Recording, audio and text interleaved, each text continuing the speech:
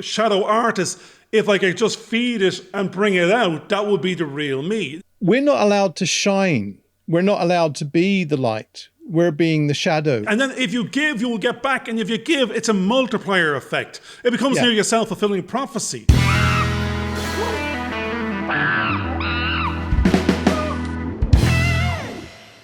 Okay, welcome back to In the Room with Garvin and George.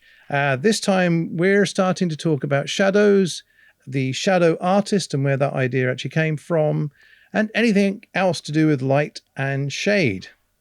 What are your opinions on that, Garvin? Light and shade, dark. Actually, 50 Shades of Grey just jumped into mind there. Get that back out again. Get that back out.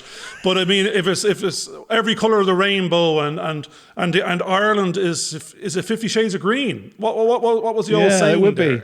Something 50, like that. So is it 50 Shades of Grey, 50 Shades of Green? We're in Ireland, and shadows. Well, let's go back to shadows because it emanated from the fact we were reading Cameron's book, The Artist's Way, and her terminology for the non-artist or the person on the way and journeying to be the artist that's within them is the shadow artist. And I'm not going to get overly caught up with the word artist. This idea of shadow artist is now resonating with my terminology and George's terminology of the inner joker, perhaps. And because we don't want Let me just explain to the audience there where that notion actually came from, because Julian Cameron was influenced by Carl Jung, and in one of his books, the Big Red Book, which I'm reading at the moment, he actually talks about a dream that he had where he had two different directions he wanted to go in. His passion was more towards science, but he was being drawn towards the humanities. And in the dream, he was holding a candle, and he realized that the candle was the number one option towards science. But as he held the candle below him, he could see looming above him the shadow.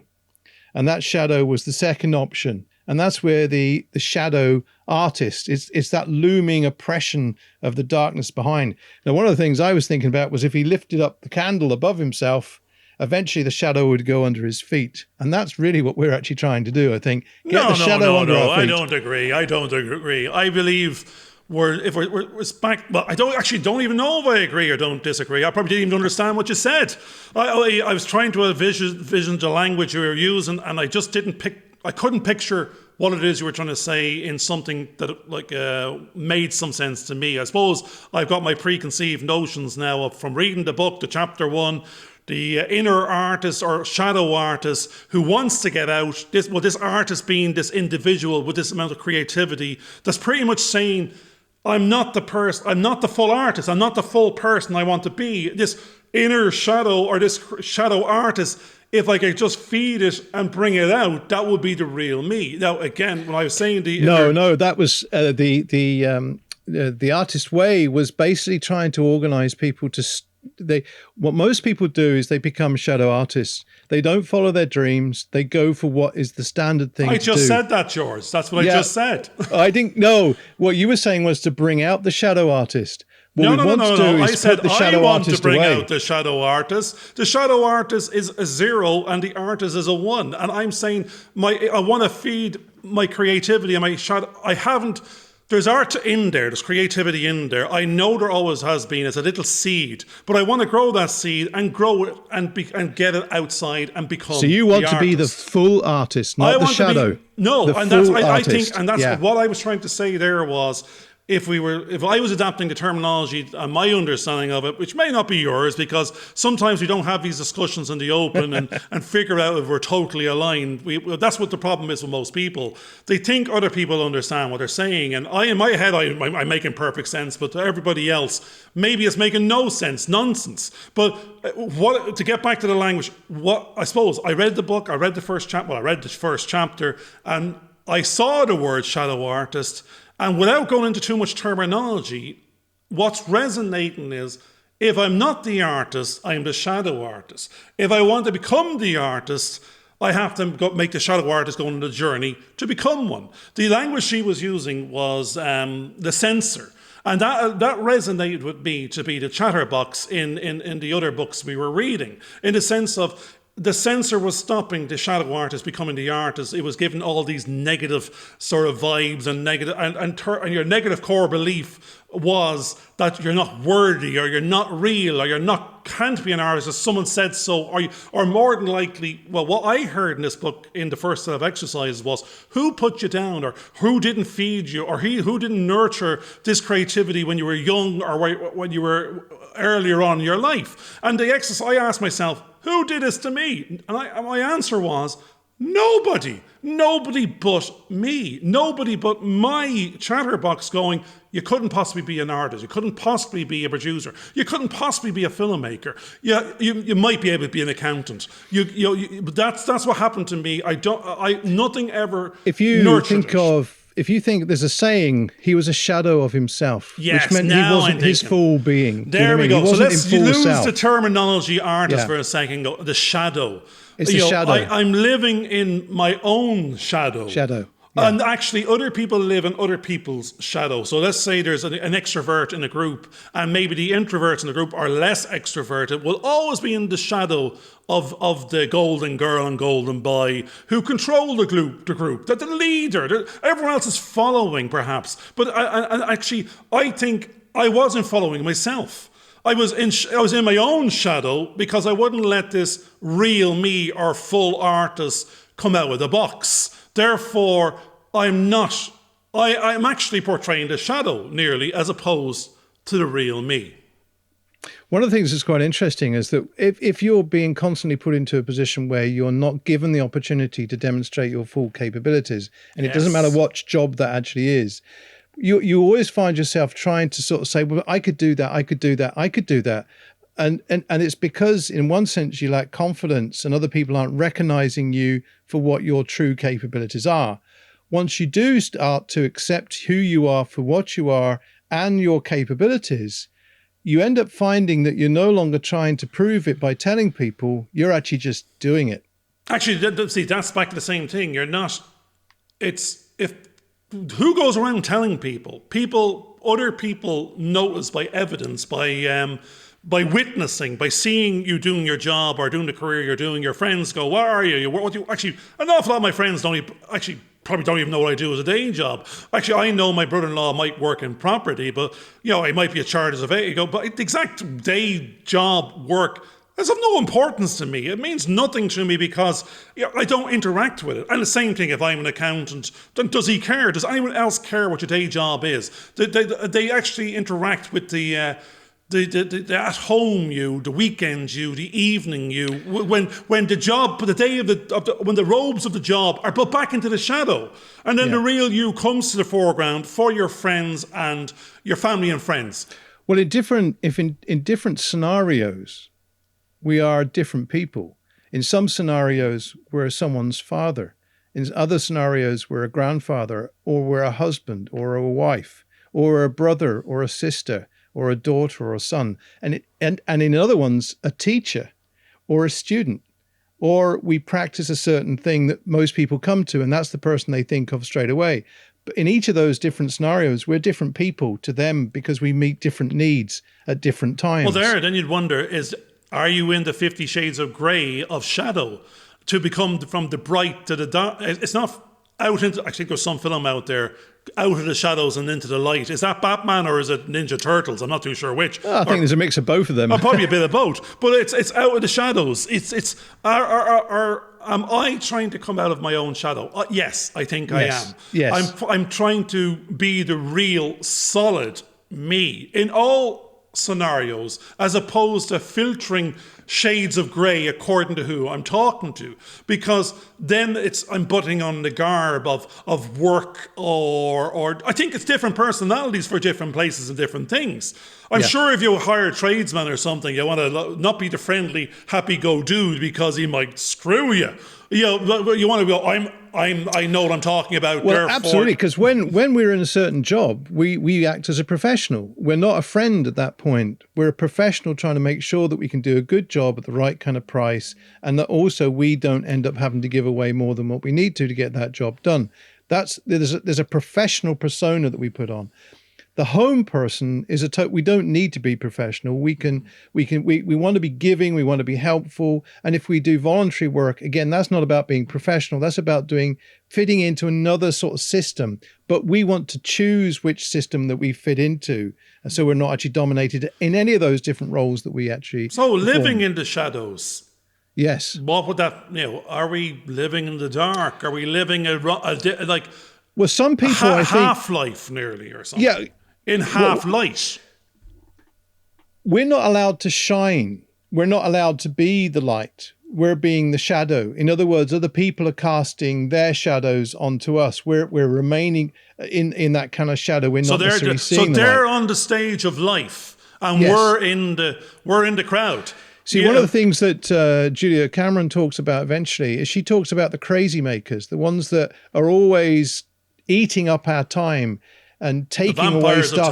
The vampires of time. And I think that's really important because they're only meeting their agenda. They're not considering other people. And one of the things we've talked about the universe and how the universe acts. And we know that if you give stuff out and you do things a certain way, stuff comes back, and it can either be negative or it can be positive. But one of the problems is that we also give out, and other people can become jealous of what we are doing, and they will focus in and try and trip us up. Is that that's back. You've hit on the law of giving and receiving, which is under the Chopra. And actually, I read that yesterday. And I'm starting to realize how easy is it to give. I get just a compliment. I mean, there's everywhere you go. And actually, I was on a Skype call with a friend or a colleague, business colleague, straight after I read that chapter, and he was showing me a bit of work he did on his own website, and I was just commenting on it. Then I said, what went straight into my head was, say nice things. Find the nice things. Don't find, because he wasn't asking for a critique. He was asking more. It wasn't even asking. I suddenly realized how easy it was for me to suddenly start saying nice things, give of them, say, I think this has a value. Had you done this yourself, had you bought it from somewhere else or paid an expert, I think you would have spent €10,000 on this amount of work and effort you put in. I actually was going to ask who you had do it, which nearly reaffirmed to him, he had taught himself this piece of software, he'd worked till 4 a.m, he put blood, sweat and tears into it, and here he was asking a friend or a colleague that he values the opinion of, and I could have just went straight to my go-to chatterbox space of you could have added a comma here, dotted the T there, it's a bit dark. No, it was well done, put together, and I felt good giving. He felt even better receiving, and I said, how easy was that? I think it's very important, because one of the things is that I know that, having played the violin and played in church and stuff, that I would know the duff notes that I was playing. The bow wasn't held in the right place and it gave a really. But somebody then came up and says, "We really enjoyed your music." And at times I used to say, "Oh yeah, but did you hear such and such?" And you've just put yourself down. I'm terrible. But then George, I'm terrible. I'm going to jump over and go. My chatterbox jumped right in and said, all I can imagine as you were saying that was, if I was there, I would have ran up and said, "You were shite," and ran off. But again, it's like, sometimes when you realize that other person had actually possibly the same worries, but felt that they moved to come up and say to you, "We really like that." There's actually it takes a bit of guts to actually say that. It is quite difficult to keep it that simple and then give a simple reply back. Well, thank you. I appreciate it. And that's there's a law of giving, receiving, and Chopra's universe. The more you give, the 10x will come back. Give with no wish of something back. Give freely, give joyously. God Almighty, I'm sounding very, very spiritual, but I suddenly realised that I don't need to worry about the joyfully to receive this. I just need to go. Say something nice. Now, in the UK, what has that to do with shadows? I wonder. I don't know. Oh no! I think that's it. No, it fits in really, really wonderfully. In the UK, the BBC have an advert on, and it's about to stop people bullying one another on the internet. And it shows an 8-year-old who was going to say something nasty, but then said to a friend, "Your hair looks nice." She had more confidence, so she actually put a like online. The hairdresser that did it went, "Oh, somebody liked it," and said a boyfriend could buy something he didn't want. to have to. He wanted something and he was allowed to get it, which allowed somebody. So there's a kind of ripple effect of positivity that went out. That's popped into my head based on you said the word like, and what jumped into my mind was social media and people pressing the button like. But no, don't worry about the people pressing the button like and the share. And actually, even it's great to hear.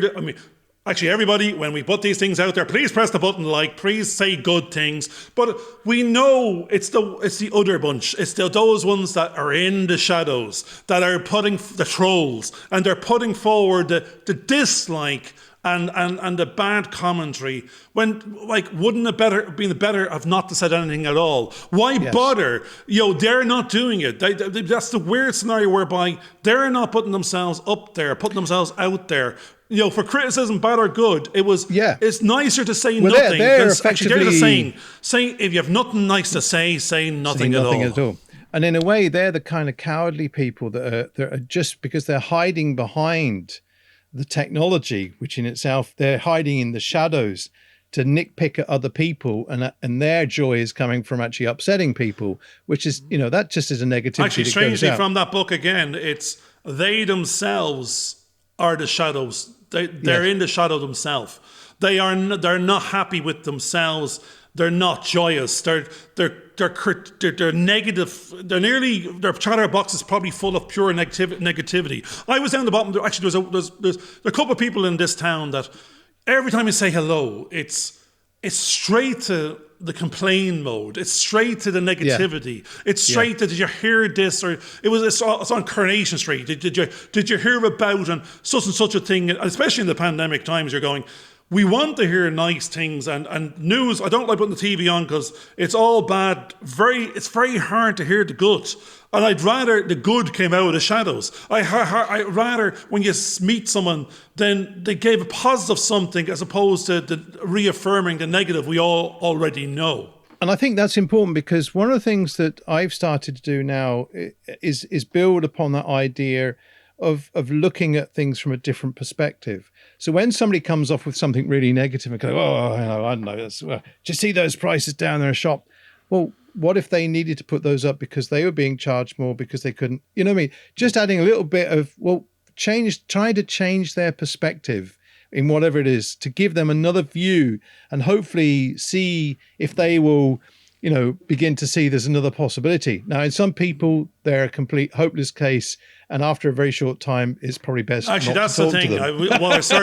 And that's what it was. Well, I start to realize, if you go over there again and again and again, and if all you're going to keep on hearing is the same, might be a different story, but the same type, you can nearly bet on the fact it's going to be negative. It's not going to be great. Did you hear about it?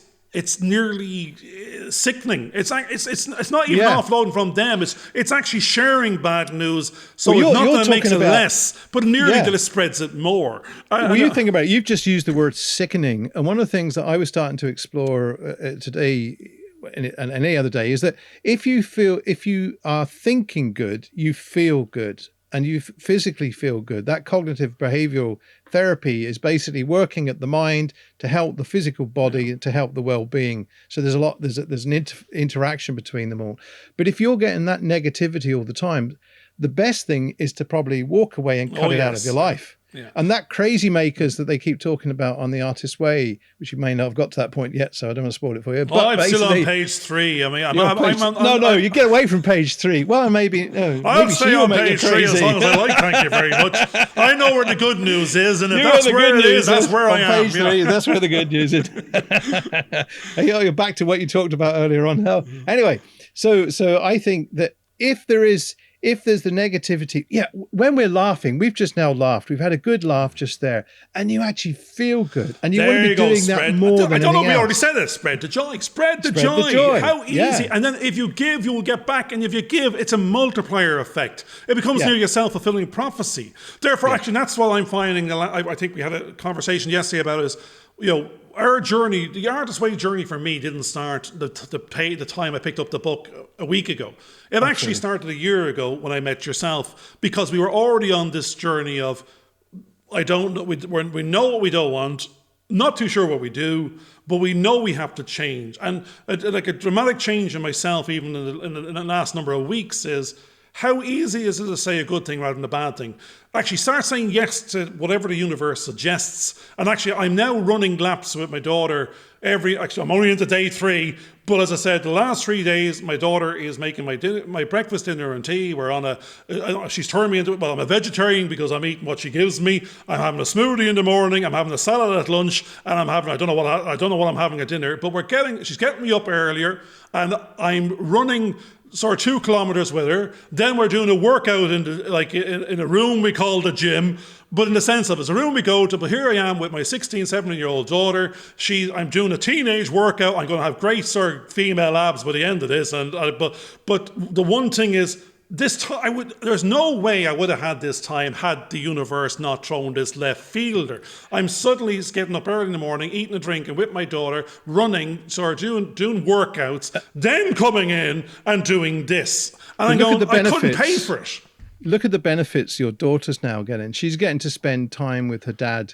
And these will be memories that will last her all her life, that she'll remember these moments that you're spending with her, that you're seeing that she's worthwhile being with. And I think that becomes a very important thing, especially to youngsters today who aren't sure of their worth. What we're now, it's our job as parents, as adults, to give them a sense of worth, of giving them a sense of well-being.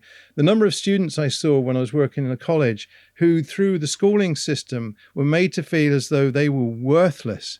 But because I sat there and listened to them, they went, George is listening. He's listening to what I have to say. Maybe what I've got to say is important. And you just kind of go, yeah.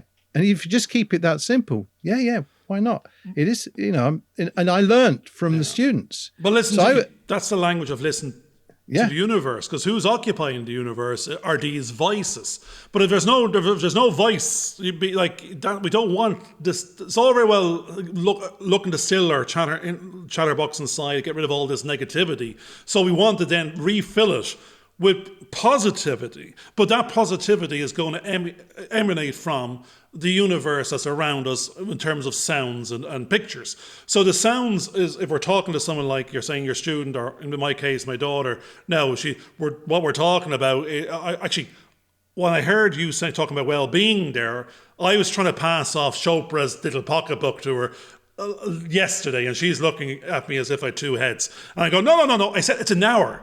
Like, I'll do, you put me through that workout, I got blood, sweat and tears, but if you just read that little pocketbook, because I got lots of value out of it, I know it, and she's definitely looking at, now I've got 3 heads, but I says, read it.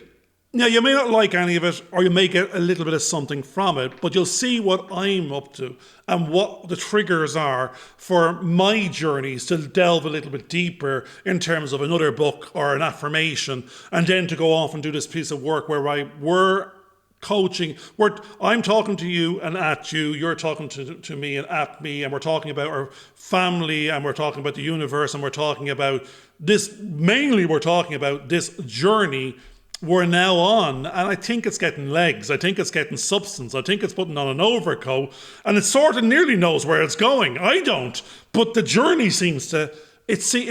I'm nearly believing we're on a journey of nearly a self-fulfilling prophecy, as long as we keep on saying yes to what the universe says, because we're now in synchronicity or serendipity with it. And the other thing is that we also have to listen to those around us, because we may be enthusiastic and excited about what we're up to and what we're doing. We may not see why other people can't understand, why they don't appreciate what we're doing. But then we have to go back into that simple mode and say, okay, they don't understand yet, but that's all right, because they still need to grow as well. But if we keep on doing what we're doing without forcing, then eventually they'll kind of go, oh, what are you doing? What are you doing? And what we're doing, George, is we're popping our heads out of the shadows into the light. Absolutely. Now, the shadows, even the terminology of what we're talking about, again, the next shadow for us is this exists. We created something. We created something that can be consumed in a half hour of 2 out lads in different rooms chatting about going on their journey of growth. It'll end up, we'll have different colours of the rainbow and different colours of it's going to have 50 shades of green and 50 shades of grey by the time we're finished, and everywhere in between, and it's going to be a kaleidoscope of adventure, and it's going to be meaningful. But every now is becoming more meaningful, in my opinion. But we're seeing development, because we're seeing, and as everybody, if people watch this in chronological order, they'll see that we've developed this, the way this show is actually going. And one of the things that we've developed through to today is the fact that we both now have cameras. We're now replicated on your side as I am my side, and that makes the editing process more streamlined. But there were fears that you had. But we gently went through the process, and we just did one or two little tasks, nothing more than that. Oh, I didn't even want to turn I said I was going back into the shadows immediately. I didn't even want to take the camera out of the box, because it meant something new. And people go, like, it's camera, for God's, or a camcorder.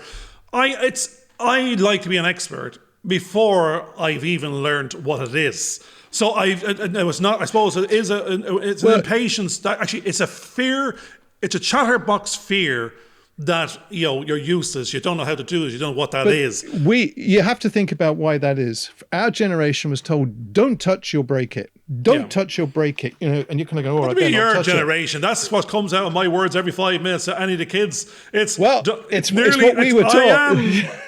But I am history repeating. I am the eternal pessimist, as they call it. They know it, yeah. But a lot of youngsters, it's kind of, let's touch it and see if we can break it. Let's see what happens if we do break it. And actually, I think you said just before, that you have a camera yourself, and a new version of it's coming out. And actually, what they're doing is dumbing down. The newer ones are getting more dumb. Yeah. And what it's saying is, it's press here. And actually, most of the stuff is self-focusing, self-recording. Because all we want to do is, and the younger generation, is to get straight to it. Now, when we get to that level of proficiency that's straight to it and we're comfortable with it, then we'll start noticing things that can be improved. So what you were saying a minute ago was, we've done about 11 of these podcasts now. We're 3-4 weeks in, but we haven't put them out. So the weird thing is, we're about to go back in time in a marketing context to make them available, which is we're popping a second time. We're popping out of the shadows. The first time was out of our chatterbox shadow, in terms of our shadow artists suddenly becoming closer to the artist, because we've exhibited a bit of creativity. But that has only been exhibited to ourselves. It hasn't been critiqued by a non-known audience beyond our family and friends. And it hasn't even been seen by them. But one of the things is that we were talking about how things are being dumbed down so that we can do things instantly. They're almost becoming template-like, and that's to normally speed things up. But one of the problems is that when something doesn't quite work as it should do, there isn't a knowledge base that can fix that. And you're stuck then, because there's a story by C.M. Foster called The Machine Stopped. And it was like everybody was underground and they couldn't go above ground. And they'd ended up just talking the way we are talking, almost in a kind of lockdown.